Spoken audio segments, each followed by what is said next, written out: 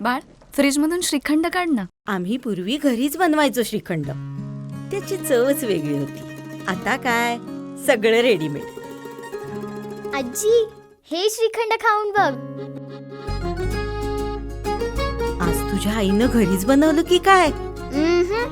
हे आहे गोकुळचं श्रीखंड. अगदी जिभेवर रेंगाळणार. जिभेवरच नाही तर मनावरही रेंगाळणार. गोकुळ श्रीखंड, मनावर रेंगाळ.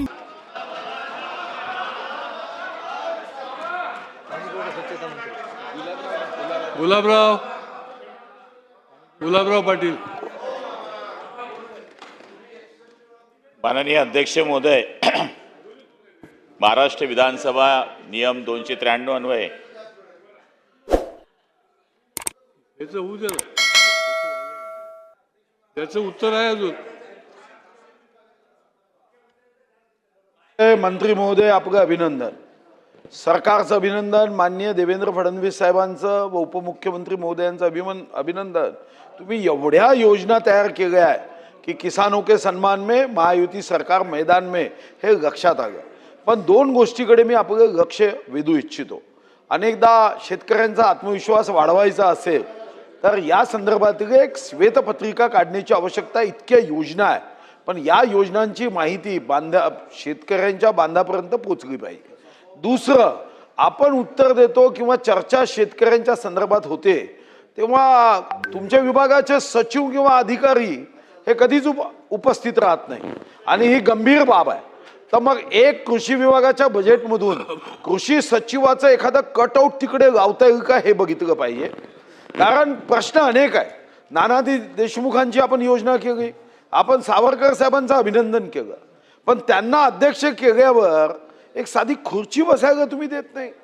त्या योजनेवर एखादा आमदार नियुक्त केल्यानंतर त्या आमदाराला जर काहीच अधिकार देणार नसाल तर आमदाराची किंमत प्रशासन जर ठेवत नसेल तर ही बाब गंभीर आहे. म्हणून माझे 3 मुद्दे आहे.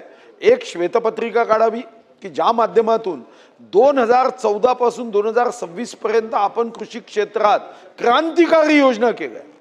इतका निधी 1 मे 1960 नंतर दिल्यानंतर सुद्धा काही कारण नसताना शेतकऱ्यांच्या मधात जाऊन काही लोक अफवा पसरवतात. दंतकथा, गैरसमज हे दूर करण्याचं काम तुम्ही केलं पाहिजे. अतिशय उत्तम भाषण दिलं. फक्त बुलेट ट्रेन सारखं होतं, कारण माहिती जास्त होती आणि तुम्ही एवढ्या वेगाने वाचत होता.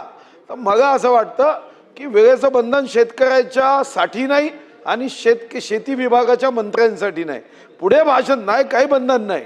इतकं सुंदर त्यांनी विवेचन केलं, पण ते इतके बुलेट ट्रेन सारखे फास्ट होते की आम्ही नोंदी घेऊ शकत नव्हतो. ठीक आहे, तुमचं प्रोसिडिंग मी घेईल, पण श्वेतपत्रिका काढावी आणि यापुढे कृषी विभागाचं उत्तर असेल की चर्चा असेल, सचिवांनी येणं बंधनकारक ठेवावं.